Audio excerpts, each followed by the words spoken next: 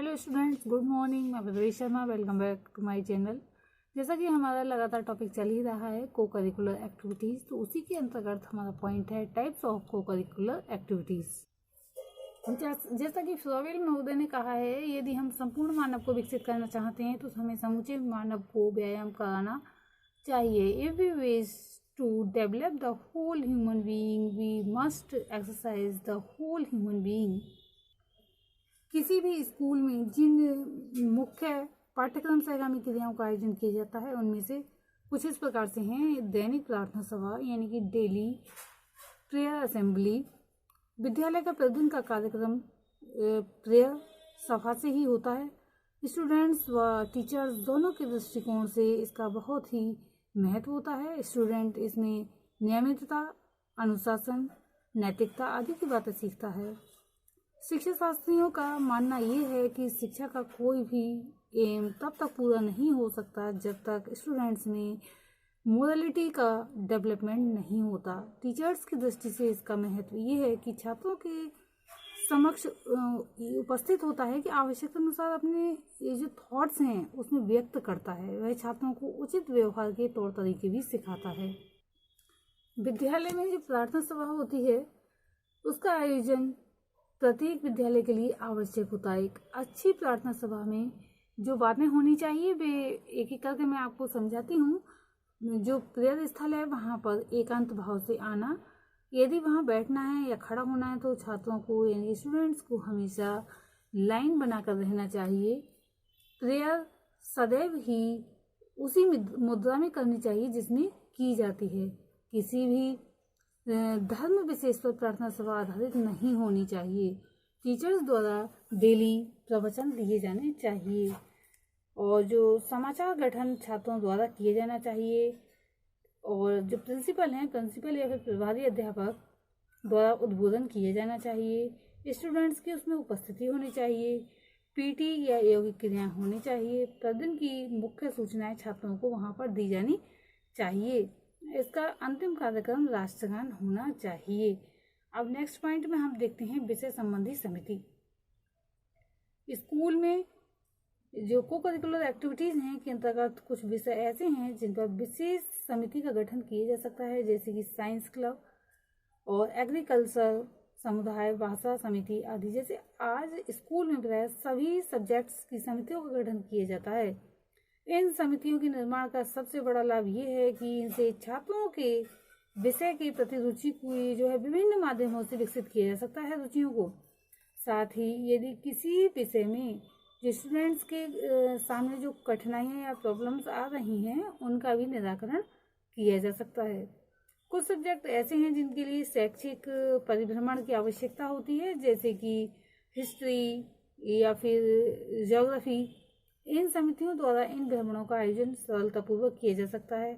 इन समितियों के संबंध में विशेष रूप से ध्यान रखने योग्य बातें हैं वे हैं ये शिक्षकों को निरीक्षण में संचालित किए जाए। कुछ यानी जो कुशल अध्यापक हैं वो छात्र हैं उनकी नियुक्ति पदाधिकारियों के रूप में की जाए। बहुत अधिक आर्थिक अधिभार छात्रों पर नहीं डाला जाए। इसका आयोजन या प्रयोजन छात्रों के ज्ञान में जो है अभिवृद्धि करना होना चाहिए, ना कि घूमना ही। नेक्स्ट पॉइंट है खेलकूद संबंधी क्रियाएं। स्कूल की जो एक्टिविटीज होती हैं उसमें खेलों का बहुत महत्वपूर्ण स्थान रहता है। प्रत्येक बच्चा खेल के प्रति आकर्षित होता है तथा उनमें रुचि लेता है, चाहे वह स्वयं खेले या दूसरों को खेलता देखने में आनंदित हो। कभी कभी ऐसा होता है खुद तो नहीं खेलते बच्चे लेकिन दूसरों को खेलते हुए देखकर आनंद प्राप्त करते हैं, इससे उनका मनोरंजन होता है। जहाँ खेल अपने मनोरंजनात्मक महत्व के लिए स्वीकार किए जाते हैं वहीं इनका शारीरिक, मानसिक, चारित्रिक, सामाजिक व राष्ट्रीय दृष्टि से भी बहुत महत्व होता है। कुछ शिक्षाविदों ने खेल के संबंध में अपने विचार व्यक्त करते हुए कहा है, जैसे कि हॉल महोदय के अनुसार एक अंश स्वास्थ्य है जो अत्यंत प्राचीन और मूल्यवान धन है। ये मूल्य पर प्राप्त एक टन ज्ञान का भी उतना महत्व नहीं है। एक ton of knowledge at the expense of an ounce of health, which is the most ancient and precious form of health, costs more than it's value. ये हॉल महोदय का कथन है और इसी प्रकार से विवेकानंद महोदय कहते हैं, आज भारत को भगवत गीता की नहीं वरन फुटबॉल के मैदान की आवश्यकता है। Today India does not need the knowledge of Bhagavad Gita, but it needs the fields to play football.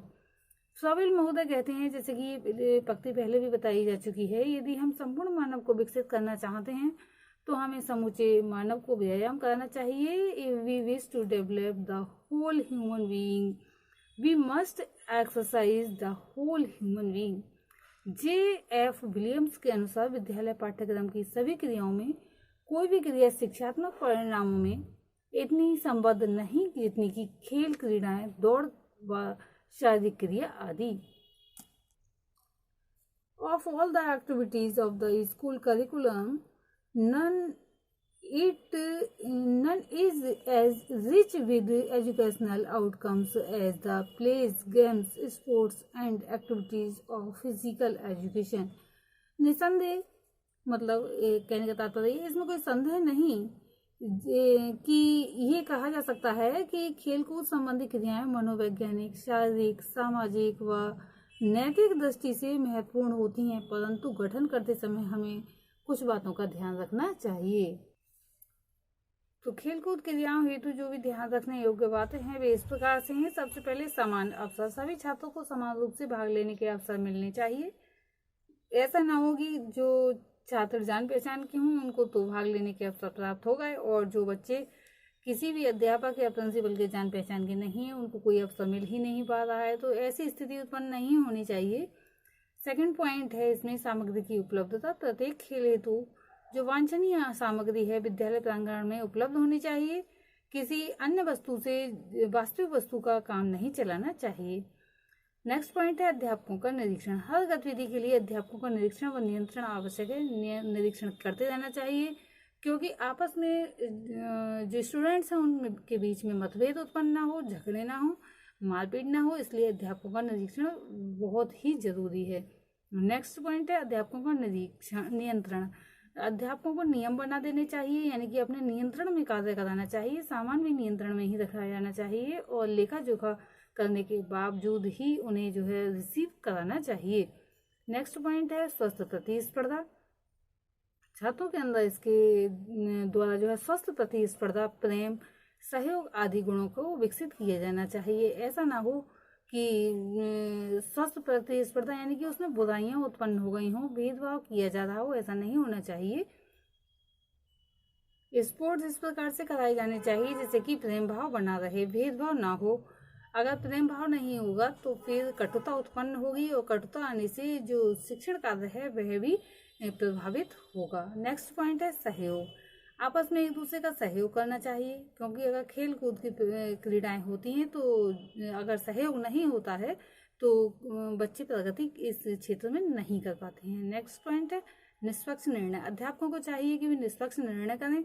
ऐसा ना हो कि जो रिलेटिव्स हैं या जान पहचान के बच्चे हैं उनके पक्ष में निर्णय चला जाए और जो सही वास्तव में जो अच्छा कार्य या प्रदर्शन कर रहा है उसके पक्ष में निर्णय ना जाए, ऐसा नहीं होना चाहिए।